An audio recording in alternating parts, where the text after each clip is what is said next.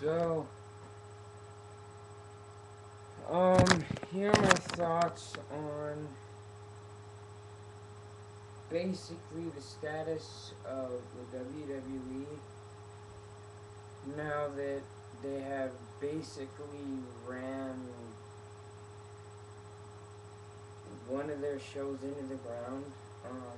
This is basically going to be a rant on SmackDown. Well, I've been a SmackDown fan since 2006. I kind of dropped off the map because I got sick of all the repeated storylines and all the, BS that is constantly on their shows. I rejoined it, I think, late last year. And it's been hard to say that I'm a WWE fan because there are a couple things people say. One thing, they'll say, "Oh, you're fake." Well, first of all, wrestling is scripted. Well, they say wrestling's fake. Wrestling's scripted, but it's not fake. Yes, there is botches that make the moves look fake, but it's real. There wouldn't have been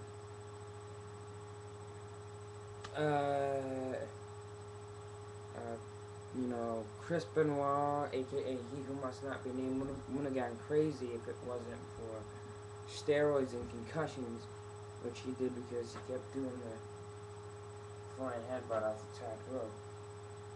Another thing is because they'll be like, "Oh, really? You like WWE?" Anyway, SmackDown rant. Here we go. Now, there are a couple of things that frustrate me about it. Number one, the writing. Now, I would not have had a problem with it if they would have kept, if Batista would have stayed and they would have had more charismatic stars and, they would have built Drew McIntyre. But no, instead, their writing sucks. It's like a talking segment, then a 5-minute match, then another 5-minute match after that, then another talking segment, then a Raw Rebound segment, then a Divas match, which we don't even care about. Then after that, we get the main event in quite a cluster of in quite a messed up fashion, usually culminating in pandemonium that has the challenger's side attacking the champion's side in some way, or maybe like before Over the Limit when Randy Orton did the... Okay, I'm gonna go in.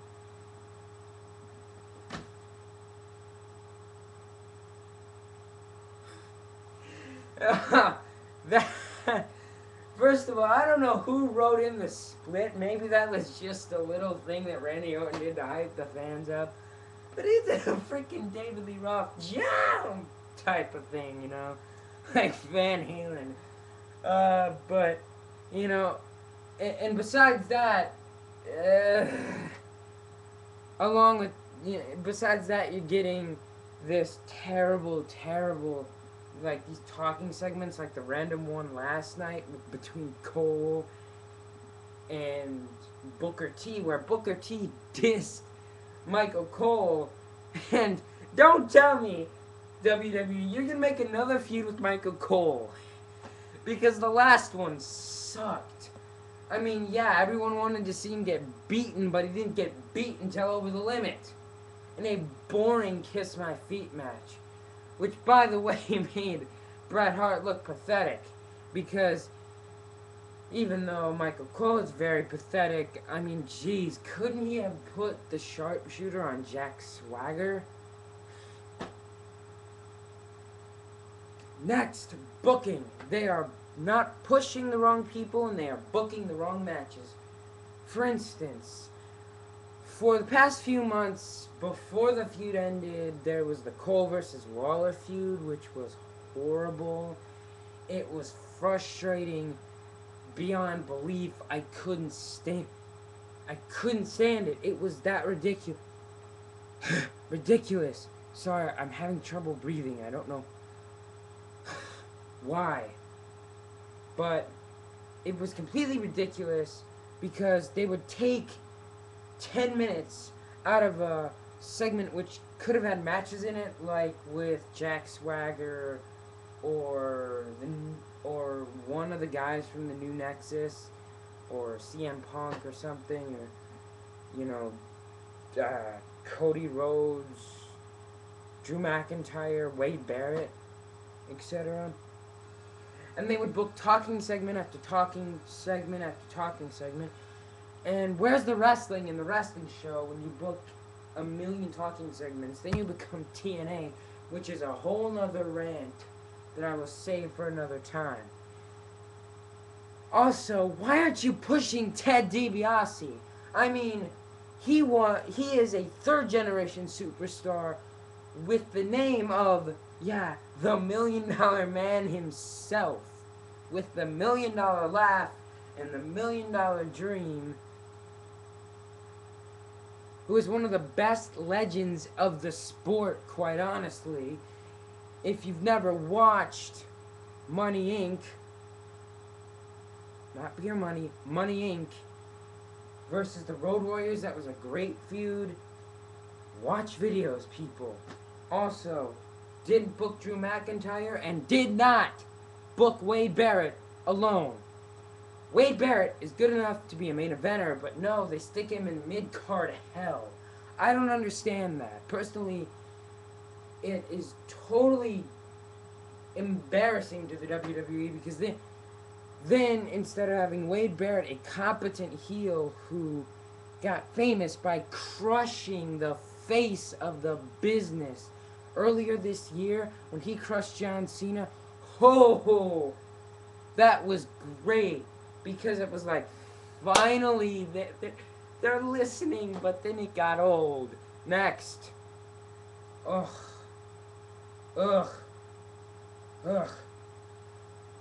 Screw the SmackDown rant, whatever. This is just a full-on WWE rant. Now it's time to talk about the two faction tag teams.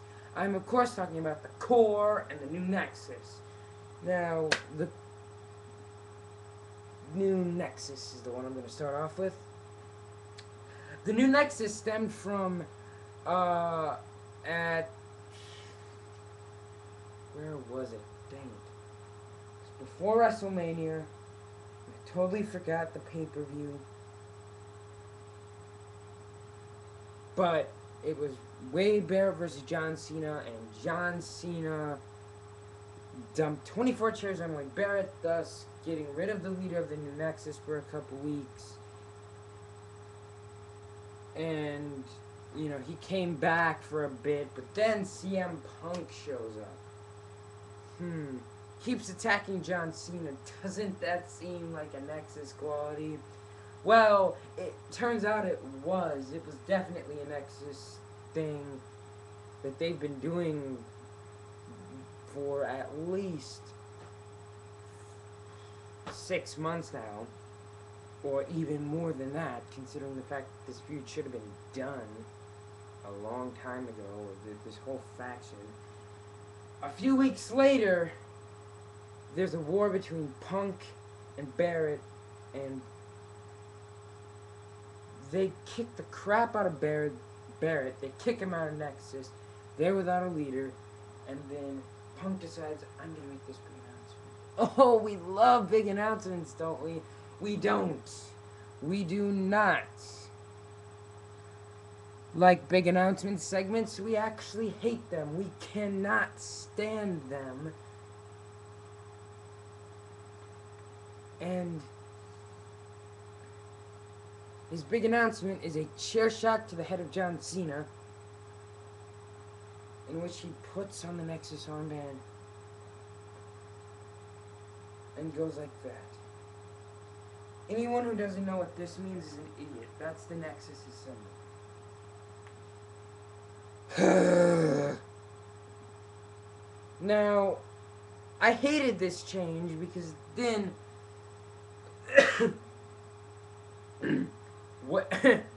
Wade Barrett shows up on SmackDown the next week and attacks the Big Show with Slater and Gabriel and blah.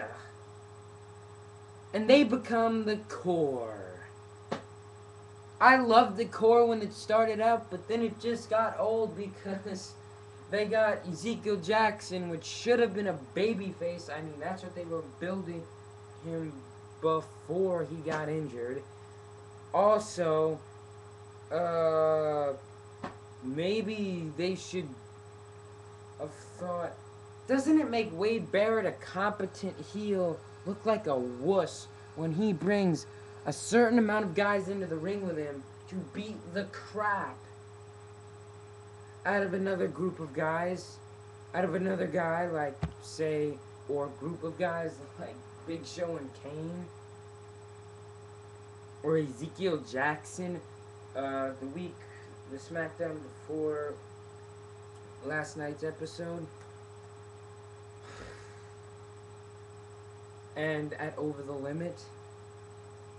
My final point is, why are you hating on Christian WWE? I'm a huge Christian fan. I've loved him ever since he came back at Elimination Chamber and did the kill switch on Alberto Del Rio. I was so happy because they started building a feud with him and Edge, and then Edge retired and he climbed right to the top, but they knocked him down. Then I found out. So, I didn't know about this until pretty much the day after it happened, which was Tuesday.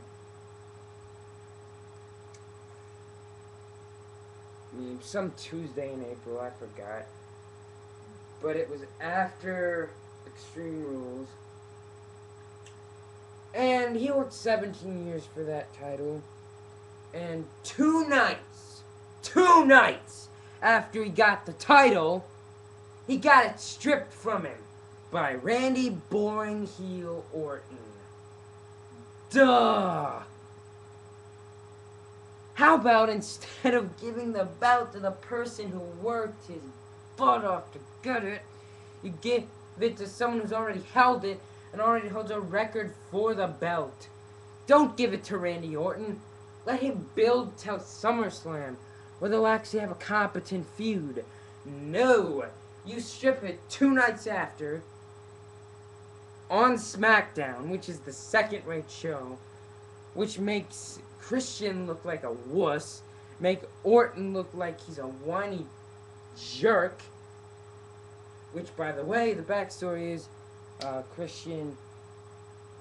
Orton went to Triple H and whined about how he needs a bigger show, blah, blah, blah, and craziness ensued. Then, at Over the Limit, Christian got beaten by Randy Orton again. And last night, Christian lost to Sheamus, who has been in mid-card hell for the past 4 months and was buried by Evan Bourne, who didn't even show up until last Monday Night Raw, because Vince doesn't have faith in Christian. Thinks he can't main event when clearly he main evented on ECW. Clearly he meant it on every other freaking show you had, Vince, but no. You just can't give the guy who's worked his butt off for 17 years that credit. So you give it to Orton, a person who isn't even a good face, who was a better heel, who was more devious, because it makes total sense for a face to take guys out. Oh, unless they're John Cena. Also,